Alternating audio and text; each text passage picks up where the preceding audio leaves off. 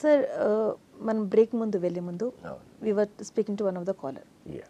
అతను LASIK treatment గురించి చాలా మటుకు అడుగుతున్నారు. You had explain more also. Okay. కానీ ప్రతి ట్రీట్మెంట్ వెనకాల ఏదో నెగిటివ్ పార్ట్ ఉంటుంది. సో అవును. ఈ ట్రీట్మెంట్ వల్ల కూడా ఏదైనా నెగిటివ్ ఉందంటారా? అంటే ఏ విధంగా ఈ ప్రొసీజర్ జరుగుతుంది చెప్పండి. ఎందుకంటే అమ్మా ఇందాక చెప్పాను, ఇప్పుడు మన కంటిలో నల్లగుడ్డు తెల్లగుడ్డు ఉంటుంది. ఎస్. ఈ నల్లగుడ్డులో వాచ్ గ్లాస్ లాంటి ఒక పొర ఉంటుంది. సో డైరెక్ట్గా ఆ నల్లగుడ్డు మీద ఉన్న పొర మీదకి మనం లేజర్ బీమ్ పంపించి ఆ పొర మందం తగ్గిస్తున్నాం.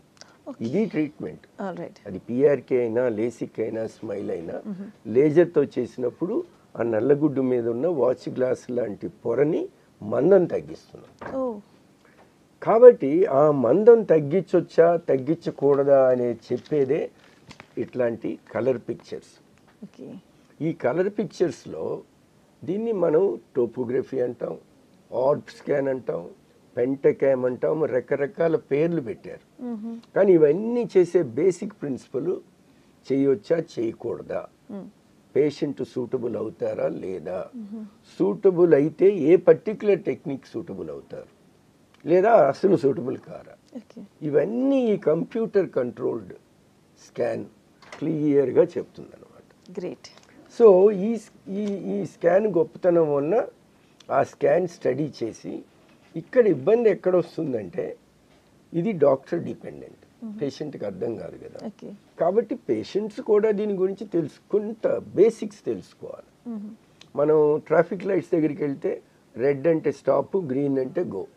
సో ఈ స్కాన్ కూడా colour coded, it's totally colour coded. Okay. So red అంటే డేంజర్, గ్రీన్ అంటే గుడ్.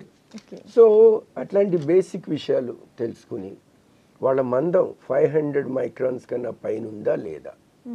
ఐ రిపీట్, కంటిలో ఐ ప్రెషర్ ఎట్లాగైతే 21 మిల్లీమీటర్స్ ఆఫ్ మెర్క్యూరీ పైన ఉండాలి, నార్మల్ తక్కువ ఉండాలి, 21 కన్నా తక్కువ. అట్లానే బీపీ 120/80 ఉండాలి, ఎక్కువ ఉంటే మందులే జీవితాంతం. అట్లానే ఇది కూడా దీని మందం 500 మైక్రాన్స్ థిక్నెస్ అబౌవ్ ఉంటేనే లేజర్ చేయించుకోవాలి. ఓకే.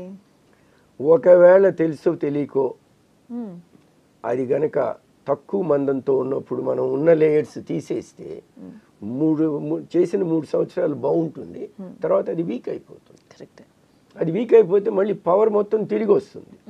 ఉట్టి పవర్ తిరిగి వస్తే పర్వాలేదు, మళ్ళీ కళ్ళజోడు పెట్టుకుంటారు. పవర్తో పాటు డిస్టార్షన్ వస్తుంది. అట్లా మనం బతకలేము ఆ చూపుతో. ఓకే.